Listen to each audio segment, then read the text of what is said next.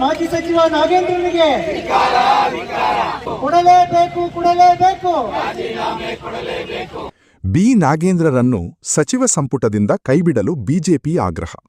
ಮಧುಗಿರಿ. ವಾಲ್ಮೀಕಿ ಅಭಿವೃದ್ಧಿ ನಿಗಮದ ಬಹುಕೋಟಿ ಹಗರಣ ಪ್ರಕರಣದಲ್ಲಿ ಆರೋಪ ಎದುರಿಸುತ್ತಿರುವ ಬಿ ನಾಗೇಂದ್ರ ಅವರನ್ನು ತಕ್ಷಣ ಸಚಿವ ಸಂಪುಟದಿಂದ ಕೈಬಿಡಬೇಕು ಎಂದು ಆಗ್ರಹಿಸಿ ಮಧುಗಿರಿಯಲ್ಲಿ ಬಿಜೆಪಿ ಪದಾಧಿಕಾರಿಗಳು ಧರಣಿ ನಡೆಸಿದರು. ಮಂಗಳವಾರ ಉಪವಿಭಾಗಾಧಿಕಾರಿ ಕಚೇರಿ ಮುಂಭಾಗ ನಡೆದ ಧರಣಿಯಲ್ಲಿ ಬಿಜೆಪಿ ಮುಖಂಡರು ಸರ್ಕಾರದ ವಿರುದ್ಧ ಆಕ್ರೋಶ ವ್ಯಕ್ತಪಡಿಸಿದರು.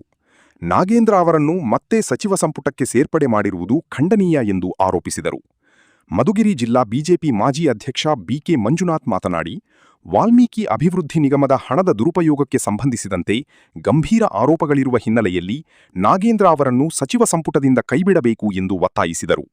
ನಿಗಮದ ಹಣವನ್ನು ತೆಲಂಗಾಣದ ಬ್ಯಾಂಕ್ ಖಾತೆಗಳ ಮೂಲಕ ವರ್ಗಾವಣೆ ಮಾಡಿ ಚುನಾವಣಾ ಉದ್ದೇಶಕ್ಕೆ ಬಳಸಲಾಗಿದೆ ಎಂಬ ಆರೋಪಗಳಿವೆ. ಈ ಬಗ್ಗೆ ಸಮಗ್ರ ತನಿಖೆ ನಡೆಯಬೇಕು ಎಂದು ಆಗ್ರಹಿಸಿದರು.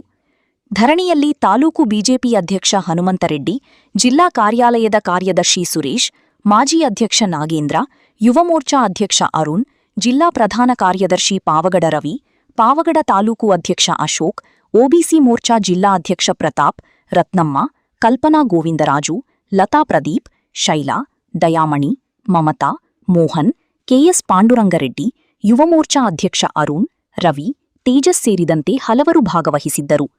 ವಿಜ್ವಲ ಸುದ್ದಿ ವರದಿ ಹರೀಶ್, ಮಧುಗಿರಿ. ನಮಸ್ಕಾರ, ನಾನು ಬಿಜೆಪಿ ಮಂಡಲಾಧ್ಯಕ್ಷ ಪಾವಗಡ. ಇವತ್ತು ನಾವು ಎಸಿ ಆಫೀಸ್ ಮುಂದ್ಗಡೆ ಧರಣಿ ಮಾಡ್ತಾ ಇರೋದು ಏನೆಂದರೆ 187 ಕೋಟಿ ಹಗರಣ ಮಾಡಿರುವ ಅಂಥ ನಾಗೇಂದ್ರ ಅವ್ರನ್ನ ಮತ್ತೆ ಸಂಪುಟಕ್ಕೆ ಸೇರಿಸ್ಕೊಂಡಿರೋದು ತುಂಬ ಅವಮಾನಕಾರಿಯ ವಿಷಯ. ಇಲ್ಲಿ ಏನಂದರೆ ಇವರು 30 ಜನ ಸೇರಿ CBI ಚಾರ್ಜ್ ಶೀಟ್ ಮಾಡಿದೆ. ನಾಗೇಂದ್ರ ಅವ್ರನ್ನ ಸೇರಿ 30 ಜನರನ್ನ ಒಟ್ಟಿಗೆ CBI ಚಾರ್ಜ್ ಶೀಟ್ ಮಾಡಿದರೂ ಸಹ, ಕೇಸು ಇದ್ದರೂ ಸಹ ಇಂಥವ್ರನ್ನ ಮತ್ತೆ ಪುನರ್ ಸಂಪುಟಕ್ಕೆ ಸೇರಿಸ್ಕೊಂಡಿದ್ದಾರೆ. ಇದರ ವಿರುದ್ಧ ನಾವು ನಾಗೇಂದ್ರ ಅವ್ರನ್ನ ಕೈ ಬಿಡಬೇಕಂತ ಹೇಳ್ಬಿಟ್ಟು ಇವತ್ತು ಹೋರಾಟ ಮಾಡ್ತಾ ಇದ್ದೀವಿ. 187 ಕೋಟಿ ಹಗರಣ ಆಗಿರೋದು ಸನ್ಮಾನ್ಯ ಸಿದ್ದರಾಮಯ್ಯ ಅವರು ಮುಖ್ಯಮಂತ್ರಿ ಇದ್ದಾಗಲೂ ಅವರು ಒಪ್ಕೊಂಡು ವಾಲ್ಮೀಕಿ ನಿಗಮದಲ್ಲಿ ಸುಮಾರು 80 ಕೋಟಿ ರೂಪಾಯಿ ಹಗರಣ ಆಗಿದೆ ಅಂತೇಳಿ ಸಿದ್ದರಾಮಯ್ಯನವರು ಒಪ್ಕೊಂಡಿದ್ದಾರೆ. ಆ ಒಪ್ಕೊಂಡ ತಕ್ಷಣ ನಮ್ಮ ಭಾರತೀಯ ಜನತಾ ಪಾರ್ಟಿ ಹೋರಾಟ ಮಾಡಿದಾಗ ಮುಖ್ಯಮಂತ್ರಿ ಸಿದ್ದರಾಮಯ್ಯನವರು ಸಚಿವ ಸಂಪುಟ ಅವಾಗಲೇ ಕೂಡಲೇ ಕೈ ಬಿಟ್ಟರು. ಅವರು ಆ ಇಡೀ ತನಿಖೆಯಲ್ಲಿ ಅವರು ಜೈಲಿಗೆ ಹೋದ್ರು. ಆಮೇಲೆ ಇತ್ತೀಚಿನ ದಿನಗಳಲ್ಲಿ ಅವರು ಜಾಮೀನು ಮೇಲೆ ಹೊರ ಬಂದಿದ್ದಾರೆ. ಇದೇ ಹಗರಣ ತನಿಖೆ ಇದ್ದಾಗಲೇ ಈಗಿನ ಮುಖ್ಯಮಂತ್ರಿ ಆಗಿರ್ತಕ್ಕಂಥ ಸನ್ಮಾನ್ಯ ಶ್ರೀ ಡಿ ಕೆ ಶಿವಕುಮಾರ್ ಸಾಹೇಬ್ರವರು ನಾಗೇಂದ್ರ ಅವರನ್ನ ಪುನಃ ಸಂಪುಟಕ್ಕೆ ಸೇರಿಸ್ಕೊಂಡಿದ್ದಾರೆ. ಯಾಕೆ ಅವ್ರಿಗೋಸ್ಕರ ಸಂಪುಟದಲ್ಲಿ ಸೇರಿಸ್ಕೊಂಡಿದ್ದೀರಾ? ಒಂದು ಹಗರಣ ತನಿಖೆಯಲ್ಲಿ ಹಂತದಲ್ಲಿ ಇರಬೇಕಾದ್ರೆ ಪುನಃ ತಮ್ಮ ಸಂಪುಟದಲ್ಲಿ ನಿಮ್ಮ ಸರ್ಕಾರದಲ್ಲಿ ಮಂತ್ರಿಯನ್ನು ಮುಂದುವರಿಸೋದು ಯಾವ ನ್ಯಾಯ ಇದು? ಯಾಕಂದ್ರೆ ಅದೇ ಸಮಯ ಸೇರ್ತಕ್ಕಂಥ ಪರಿಷ್ಠ ಪಂಗಡಕ್ಕೆ ಸೇರ್ತಕ್ಕಂಥ ಹಣವನ್ನು ಲೂಟಿ ಮಾಡಿರ್ತಕ್ಕಂಥ ಒಬ್ಬ ನಾಗೇಂದ್ರ ಅವ್ರನ್ನ ಪುನಃ ಸಚಿವ ಸಂಪುಟ ಸೇರಿಸಿಕೊಂಡು ಮುಂದೆ ಏನು ಆ ಜನಾಂಗ ಇವ್ರ ನ್ಯಾಯವನ್ನು ಒದಗಿಸ್ತಾರೆ? ನಮ್ದು ಎಷ್ಟೇ ಪ್ರಶ್ನೆ ಆಗಿದೆ.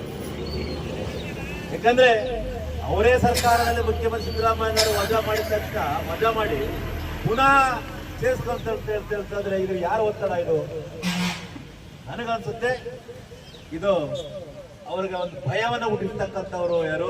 ನಾಗೇಂದ್ರ ಭಯ ಹುಟ್ಟಿಸಿದ್ದಾರೆ ಅವರು, ಡಿ ಕೆ ಶಿವಕುಮಾರ್ ಅವರಿಗೆ.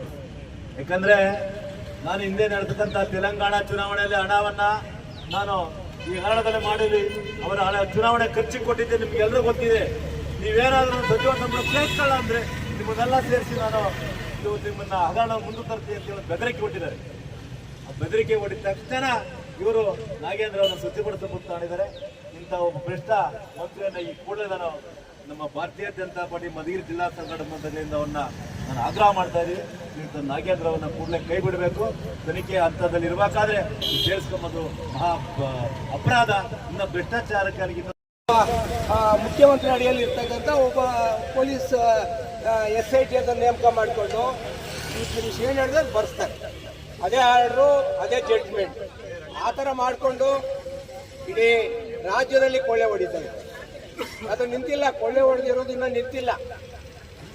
ಆ ಕೊಳ್ಳೆ ಹೊಡೆಯೋದು ನಿಲ್ಬೇಕು ಅಂತಂದ್ರೆ ಬಿಗಿಯಾದ ಕಾನೂನುಗಳು ಏನಿದೆ, ಡಾಕ್ಟರ್ ಅಂಬೇಡ್ಕರ್ ಜಿ ಅವರ ಕಾನೂನುಗಳು ಏನಿದೆ ಅದರ ಅಡಿಯಲ್ಲಿ ಇವ್ರನ್ನೆಲ್ಲರೂ ನಿಲ್ಲಿಸಬೇಕು.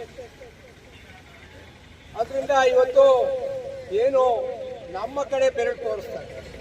13 ವರ್ಷದ ಸನ್ಮಾನ್ಯ ಮೋದಿಜಿಯವರ ಆಡಳಿತದಲ್ಲಿ ಯಾವುದೇ ಒಂದು ಕಪ್ಪು ಚುಕ್ಕೆ ಇಲ್ಲ. ಒಂದು ಕಪ್ಪು ಚುಕ್ಕೆ ತೋರಿಸ್ಲಿ, ಇವತ್ತು ಚಾಲೆಂಜ್ ಮಾಡ್ತೀವಿ ಕಾಂಗ್ರೆಸ್ನವ್ರಿಗೆ, ಒಂದು ತೋರಿಸ್ಲಿ ಸಾಕು. ಅಂಥವ್ರ ಮೇಲೆ ಸುಮ್ಮನೆ ಇಲ್ಲದೆ ಇರೋ ಎಲ್ಲ ಹೇಳೋದು.